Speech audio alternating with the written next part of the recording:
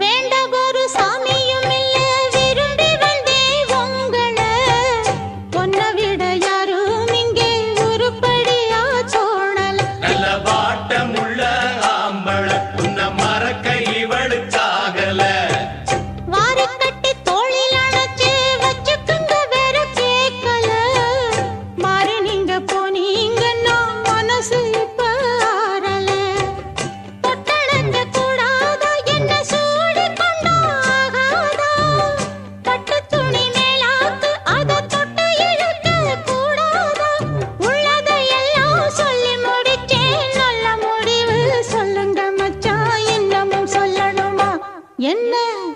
மான